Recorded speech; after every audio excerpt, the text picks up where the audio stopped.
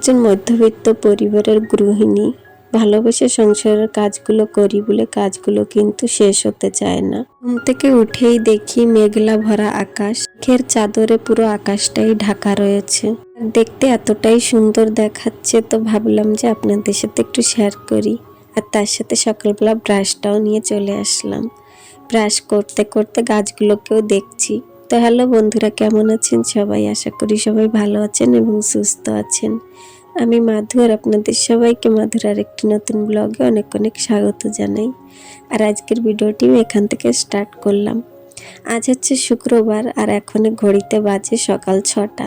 তো সকালে ঘুম থেকে উঠেই দাঁতটা ব্রাশ করে ফ্রেশ হয়ে নিয়েছি, তার সাথে বাইরেটাও ধুয়ে দিয়েছি। তার মধ্যে না হালকা হালকা বৃষ্টিও পড়ছে। আর আজকে না আমার মনটা অনেকটাই খারাপ। কাল আমি এসেছি বাবার বাড়ির থেকে, আর কালকের দিনটা তো আমি কিছু শেয়ার করতে পারিনি। আর আজকেই আপনাদের সাথে নতুন ভিডিও দিচ্ছি, আশা করছি আপনাদের কাছে ভালো লাগবে। তো দেখেন, এদিকে চলে আসলাম বাসন কটা মাজতে। আর বাসন কটা আজকে বাইরেই মেজে নিচ্ছি। আমার কিন্তু যেখানে ভালো লাগে আমি সেখানে সেই কাম করি। আমার কোনো একটা নির্দিষ্ট জায়গা নেই যে আমার সেখানেই করতে হবে সব কিছু। আমার মনে যেটা চাই আমি সেটাই কিন্তু করি। তো এদিকে বাইরে বাসন কটা মেজে ফেললাম। আর দেখেন, বাড়িতে ছিলাম না, প্রচুর কাম। কাল এসেও অনেক কাম করেছি, তার কারণে কিন্তু কোনো ভিডিও আপনাদের সাথে দিতে পারিনি। আগের ভিডিও দিয়েছি। আর এই যে দেখেন, এতই হুড়তাড়ার মধ্যে কাম করছিলাম বলে একটু দেখেন, গ্যাসের এখানে রান্না করার পরে একটা গরম গ্যাসের চুলির উপরে প্লাস্টিকের একটা ঝুড়ি রেখে দিয়েছিলাম, বা হাতে ভুলে গিয়েছিলাম। তো ওটা লেগে গিয়েছে, ওটা আমাকে পরিষ্কার করতে হবে। তার আগে গ্যাসটা পুছে নিই। আমি কিন্তু একজন মধ্যবর্তী পরিবারের গৃহিণী, ওর জন্য তো সমস্ত সংসারের কাজ কিন্তু ভালোবাসে করি। তার কারণে কিন্তু কাজ আমার শেষ হয় না। আমাদের মতন মধ্যবর্তী পরিবারে কিন্তু ননস্টপ সকাল থেকে কাম আরম্ভ হয়ে যায়। একটার পরে একটা কাম কিন্তু করতে হয়। আর কাম করতে ভালোবাসি বলেই কিন্তু কামের শেষ হয় না। আমাদের মতন মধ্যবর্তী পরিবারে কিন্তু সব বাড়িতেই একই কাহিনী, সকালবেলা উঠেই সংসারের কাজ কাম করা। আর একেবারে সকাল থেকে উঠে ননস্টপ রাত পর্যন্ত, যত সময় পর্যন্ত শুতে না যাবেন তত সময় পর্যন্ত কিন্তু মেশিনের মতন কাম করেই চলতে হয়। এইভাবেই কিন্তু কাম করি, তাও আমাদের কখনো কষ্ট হয় না। আর কষ্ট হয় না বলেই কিন্তু সংসারের এত কাম, একটার পরে ভালোবাসি বলেই কিন্তু কামগুলো আরো একটা একটা করে বেড়ে চলে। সকালবেলা তো দেখেছেন গ্যাস পুছে রান্না বান্না আরম্ভ করে দিয়েছি। তো আজকে সকালবেলা আগে ভাতটা তুলে দিয়েছি। বাজার বলে কিছুই নেই বাড়িতে, কেন কি বাড়িতে ছিলাম না, তো ওর জন্যতে বর উঠবে, বাজারে যাবে, ডেলি মার্কেটের থেকে কিছু আনবে, তো ওগুলোই রান্না করব। তো আগে ভাতটা রান্না করে নিচ্ছি, আজকে বলবো দুপুরে এসে খেয়ে নেবে। কেন কি নেই, আনবে, তারপরে রান্না করতে গেলে না অনেকটাই দেরি হয়ে যায়, আর নিতেও পারবে না।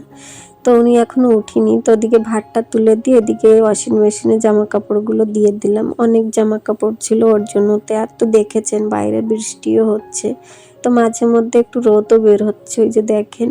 তো ভাবলাম না, এতদিন বাড়িতে ছিলাম না, 3-4 দিন, তো এইসব কিছু কাচতে বাকি ছিল। দেখেছিলেন খালি 2টো রুমই পরিষ্কার করেছিলাম, বেডরুমটা কিন্তু এখনো আমি পরিষ্কার করিনি। ঘরের এদিক ওদিক জানলা দরজার পর্দাগুলো সব খুলে খুলে ধুতে দিয়ে আসছি। আর বেডরুমের বেডশিটটা আমি কাল এসে কিন্তু চেঞ্জ করে দিয়েছিলাম রাতে। কাল আর ধুতে পারিনি বলে কিন্তু এখন এই মেশিনে ধুতে দিয়েছি। আর তাছাড়া কাল এসে অনেকই জামা কাপড় কেচেছিলাম। কাল আমি এসেছিলাম সকাল 10টার সময়, তখন থেকে এসে অনেক কি কাম করেছিলাম, কেন কি কাল বৃহস্পতিবার ছিল ওর জন্যতে। আর এই যে দেখেন, এখানে ছেলেটা আমার কেবলই উঠেছে, তো বেডটাও গুছিয়ে নেব। আর ওদিকে ভাতটা আমি তুলে দিয়ে আসছি, ভাতটা হতে হতে অনেক কামই সেরে ফেলবো।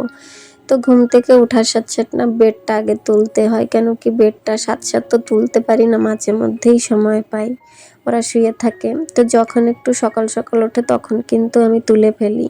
তো এদিকে দেখেন বেডটা তুলে যাব, আর বেডশিটটা একটু টান টান করে পেতে দিচ্ছি। টান টান করে বেডশিট পাতলে না বেডটা দেখতে খুব সুন্দর দেখা যায়।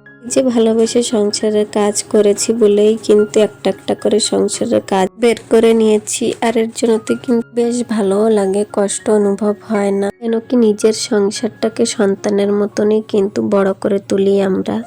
তার জন্যতে কিন্তু আমরা বাড়ির হাউস ওয়াইফরাই করে থাকি এইসব কাজ। ছাড়া কিন্তু অন্য কারোর কাছে সম্ভব না এই সমস্ত কাম কাজ করার। আমাদের মতন মধ্যবর্তী পরিবারের বউরাই কিন্তু বুঝি সংসারটাকে নিজের হাতে গড়ে তুলি, তো তার জন্যতে কিন্তু সংসারের মায়ার টানটাই অন্যরকম। আমি যেভাবে আমার সংসারের সমস্ত কাম কাজগুলো করি সেই সমস্ত কাম কাজ কিন্তু প্রত্যেকটা হাউস ওয়াইফদের কাম কাজের মধ্যেই পড়ে। বেশ করে সকালবেলার যে বেশি কাম থাকে সের ভিতরেই কিন্তু এই সমস্ত কাম কাজ পড়ে। আর আমাদের মতন মধ্যবর্তী পরিবারে কিন্তু বেশি কাম কাজ দিয়েই আমরা সকালটা শুরু করি। সবটা কিন্তু আমাদের নিজেকেই করতে হয়। তো এদিকে দেখেন ড্রেসিং টেবিলটার যা অবস্থা আর কি বলি। এই যে কদিন বাড়িতে ছিলাম না, আর দেখেন আপনাদের কারোর ঘরে এমন হয় কিনা বলবেন। ড্রেসিং টেবিলের নিচেটা দেখেন সারা জায়গায় এমন করে কেমন যেন প্লাই ড্রেসিং টেবিল, তো ওর জন্য তো একটু দেখেন কি অবস্থা। বিশেষ করে কিন্তু যখন বর্ষার দিন হয় তখন কিন্তু এমন দেখা দেয়। এটা কিন্তু প্রত্যেক বছর এমনই হয়। আর ওর জন্যতে কিন্তু আমার প্রত্যেক দিন এইভাবে আমি পুছে ক্লিন করে রাখি। আর বর্ষার দিন আসলে একটু বেশি যত্ন করি।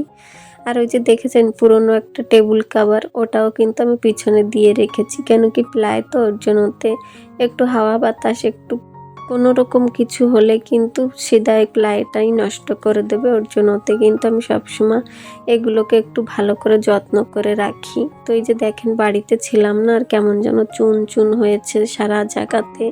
তো ওগুলো একটু ভালো করে শুকনো কাপড় দিয়ে পুছে নিচ্ছি।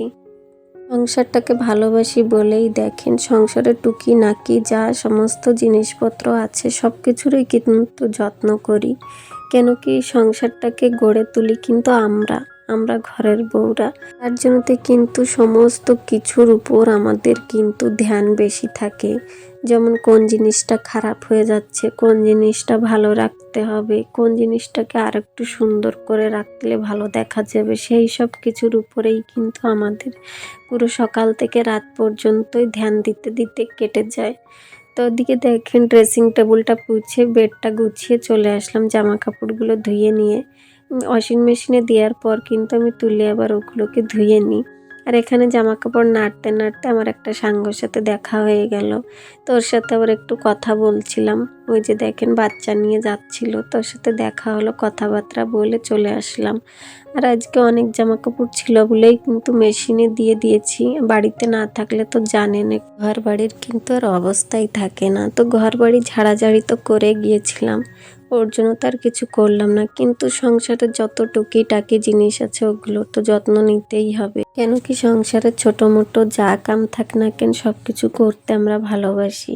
আর ভালোবাসি বলে কিন্তু সংসারের ছোট মোটো কাম খালি বাড়তেই থাকে। ভালোবাসা না থাকলে কাম অত বাড়তো না। সংসারের কামের প্রতি ভালোবাসা রয়েছে বলেই কিন্তু একটা একটা করে সারাদিন কাম বাড়তেই থাকে। আর এই যে পাখাটা দেখছেন, পাখাটার ভিতরে দেখেন একটু কি অবস্থা। এগুলো সব বের করে নিলাম, এর কারণে না পাখাতে একটু বাতাসও হচ্ছিল না ভালো করে। তো মাঝে মধ্যে এইভাবে একটু পরিষ্কার করে নিই। তো অনেক দিনই হয়েছিল পরিষ্কার করা হয়নি। এদিকে আবার স্নান করে চলে আসলাম। দেখেন পুজো দেবো, ফুল তুলছি। আর আজকে না মনটা আমার অনেকটাই খারাপ।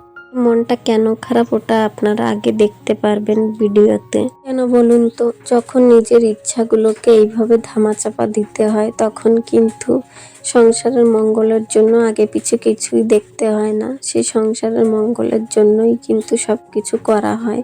তো আজকে আমার এত বড় একটা ইচ্ছে কিন্তু ধামাচাপা দিতে হয়েছে। তো কেন হয়েছে সেটাও বলবো, আর কি কারণ হয়েছে সেটাও দেখাবো। তার আগে সকালবেলায় যে বেগুন ভাজা করেছিলাম, পাঁপড় ভাজা আর আচার দিয়েই কিন্তু সকালের খাবারটা খেয়েছি। আর তার সাথে যে বর বাজার করে দিয়ে গেল, এগুলো সব দুপুরবেলা রান্না করব।